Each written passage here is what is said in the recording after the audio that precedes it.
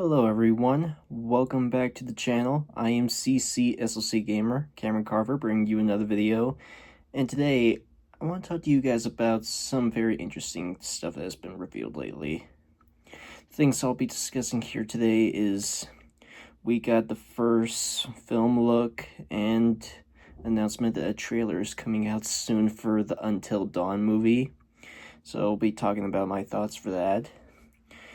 And this morning we got the trailer for DareDevil Born Again, which I was amazed on how that story's going to be playing out.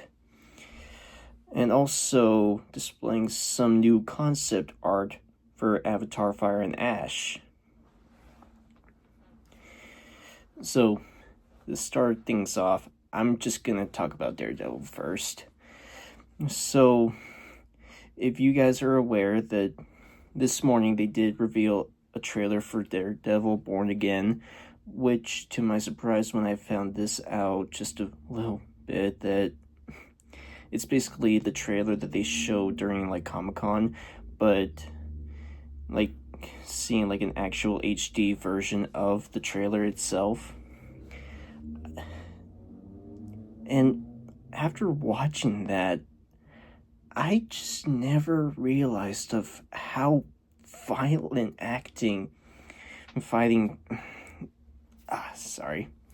how violent the action scenes are in Daredevil. Because you, like, watched where it's, like, the ending of the trailer, you, like, see all of this kind of, like, rated R type of fighting, where you see blood, and, like, the sign of broken bones. And I am very interested to see on how this show plays out for the MCU. And we do know that this series is going to be coming out in March pretty soon. So definitely excited for that. And also the fact with them introducing a lot of people in that series, like White Tiger, for example. We never really seen a White Tiger before, so that'll be interesting. Along with, like, Kingpin, he's returning and is the mayor now, if you could believe that. And I believe they did tease that, like, at the end of Echo, that he would be running for mayor of New York. And also Punisher is returning, which I believe a lot of people will be excited about because they love John Berthel's version of Punisher so much. And I think he's the villain of this. Moose. We got our first look at him, and I believe he's the one that's going to be the villain in this series, if I'm right. Correct me if I am not. But yeah, after watching that trailer, I'm definitely putting it on my top most wanted to watch some shows for this year. Now to talk about Until Dawn. So, a few days ago, they did release a first film look video, kind of like talking about what the story for Until Dawn is for this movie.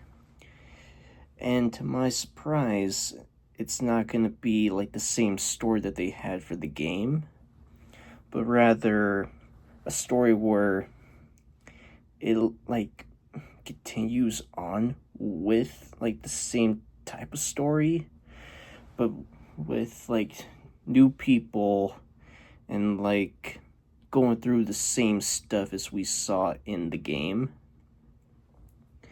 My first thoughts when I watched that, I was like, what? Why not make it similar to the game? But the more I, like, think about it, it does kind of make sense of why they would decide to take that angle, because you try to make a movie based on the original game, there's, like, so many more characters in that, and the way how they're so many other ways to die than being out in the forest. And not only are they like doing the same genre type of stuff as the game, like where it's a masked person just going around trying to kill them, when in the end it just ends up taking into a new horror genre where it's monsters. And the movie itself is kind of taking on that angle too, because they did like mention in the story symbiosis for the film that a person's gonna be going around trying to kill them. And in this film, they're saying that the characters will have a certain amount of lives while they're inside this cabin that they're living in the forest. And they can only use them up to a certain amount of times, and then they're just gone. So that is something a bit interesting to think about, where you play the game, you make one decision, and it could either cost the person's life or can allow them to live. Whereas in this one, the clock would like restart every time, and the person would come back to life after a death, but realizing that they have a certain amount of lives that they can use until dawn.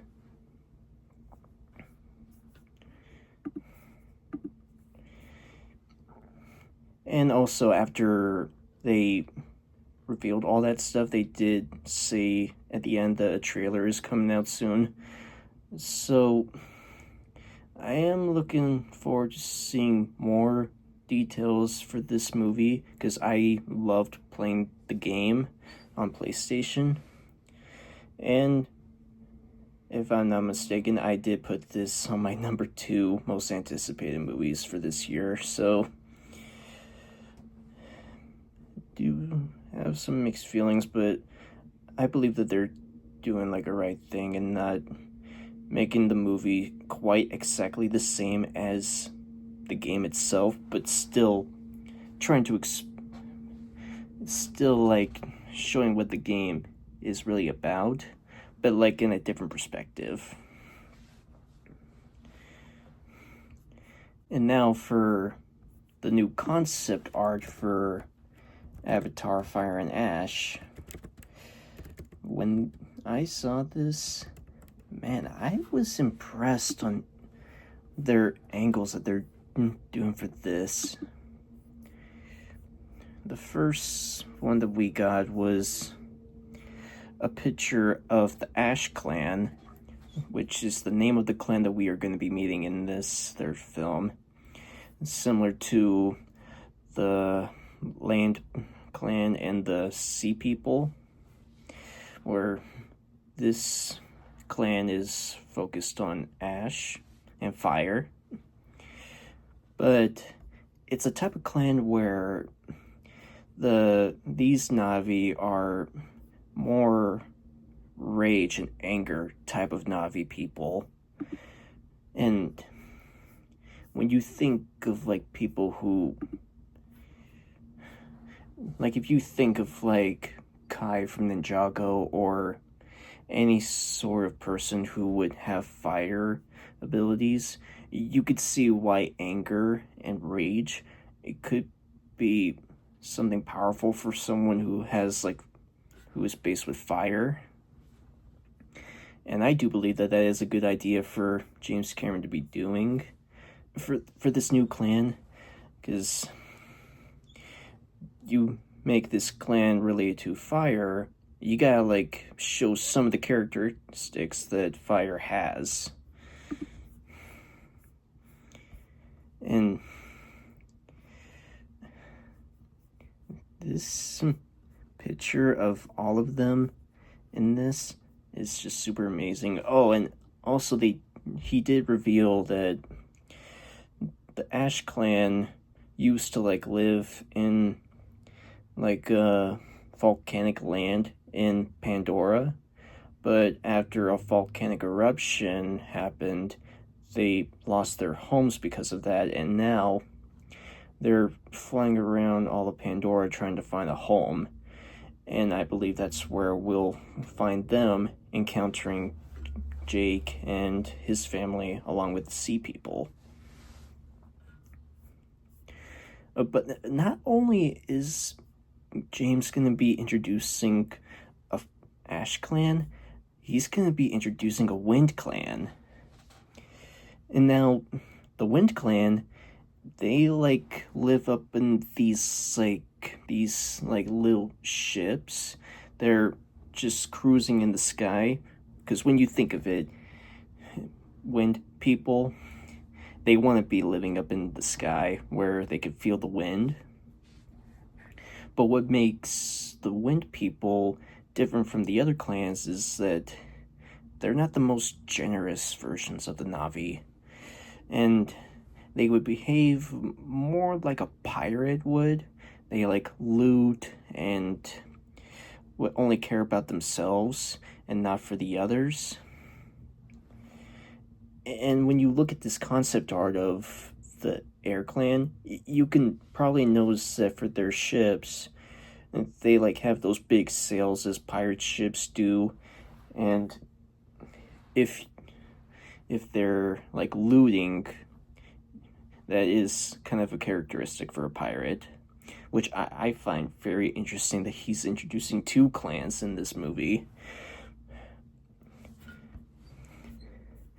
And that movie is coming out this year in December, and I just cannot wait to watch that, because I had to rewatch Avatar before seeing the second one, and watching those films, it's just so awesome of how good James like makes these movies, especially if he's like taking the element of Avatar: The Last Airbender, focusing with the Na'vi, learning all these different skills for the different elements.